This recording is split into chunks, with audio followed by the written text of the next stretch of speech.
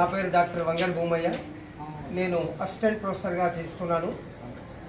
2009లో ఈ యూనివర్సిటీ ఆవిర్భావం నుంచి ఈ విశ్వవిద్యాలయ అభివృద్ధి కోసము నేను ఇక్కడ పనిచేస్తున్నాను. రాజనీతి శాస్త్ర విభాగంలో నేను అధ్యాపకునిగా ఉన్నా.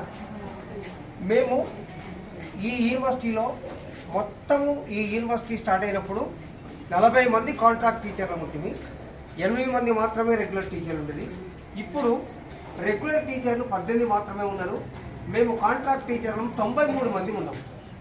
యూనివర్సిటీతో పాటు వివిధ యూనివర్సిటీ అధ్యయన కేంద్రాల్లో కలిపి 93 మంది ఉన్నాం.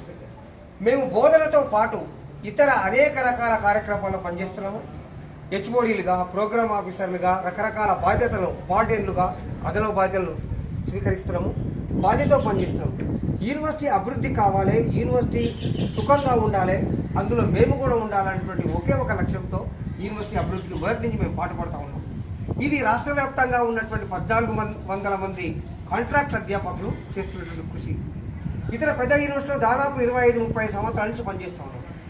ప్రభుత్వాలు ఏం చెప్తా ఉన్నాయి, గత ప్రభుత్వం కూడా ఇప్పటి ప్రభుత్వాలు కూడా ఏం చెప్తున్నాయంటే కాంట్రాక్ట్ టీచర్లను వెంటనే మేము రెగ్యులైజ్ చేస్తాము.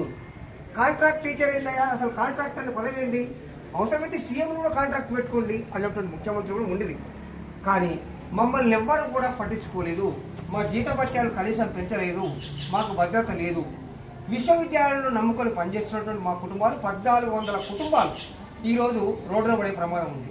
ఇప్పుడు ప్రభుత్వం ఏం చెప్పేసింది, గతంలో ప్రతిపక్షంలో ఉన్నప్పుడు ఏమనుందంటే వెంటనే కాంట్రాక్ట్ టీచర్లందరినీ రెగ్యులైజ్ చేసి విశ్వవిద్యాలయాలను బలోపేతం చేయాలనేటువంటి ఇప్పటి ప్రభుత్వం ఇప్పుడేమంటుంది, జీఓఎంఎస్ నెంబర్ 21 తీసుకొచ్చి విశ్వవిద్యాలయాల్లో రిక్రూట్మెంట్ చేయాలంటున్నది.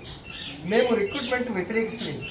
మా డిమాండ్ ఏంటంటే గత దశాబ్దాలుగా ఇక్కడ పనిచేస్తున్నటువంటి మాకు ముందు మమ్మల్ని పరిగణలోకి తీసుకున్న తర్వాత మా సర్వీసులను మొత్తం క్రమబద్ధీకరించిన తర్వాతనే రిక్రూట్మెంట్ ఇవ్వండి. రిక్రూట్మెంట్ కావాలి, అయితేనే విశ్వవిద్యాలయాలు అభివృద్ధి చెందుతాయి. కానీ మా పరిస్థితి ఏంటి, మాకు అన్ని అర్హతలు ఉన్నాయి. రెగ్యులర్ టీచర్ల కంటే ఎక్కువ అర్హతలు ఉన్నాయి. రెగ్యులర్ టీచర్ల కంటే ఎక్కువ మేము ఇక్కడ ఈ విశ్వవిద్యాలయ అభివృద్ధి కోసం పనిచేస్తూ ఉన్నాం. మా నెంబర్ ఎక్కువ.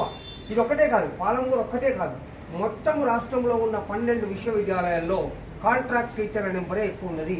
మేం చేయబట్టే విశ్వవిద్యాలయాలు నడుస్తూ ఉన్నాయి. అటువంటిప్పుడు మా కొట్టగొట్టం ఎంతవరకు సంబంధిస్తాము. దయచేసి గౌరవ ముఖ్యమంత్రి గారు మన జిల్లా వాసి, ఇక్కడి నుంచి ముఖ్యమంత్రి అయ్యేందుకు చాలా గర్వపడ్డాము.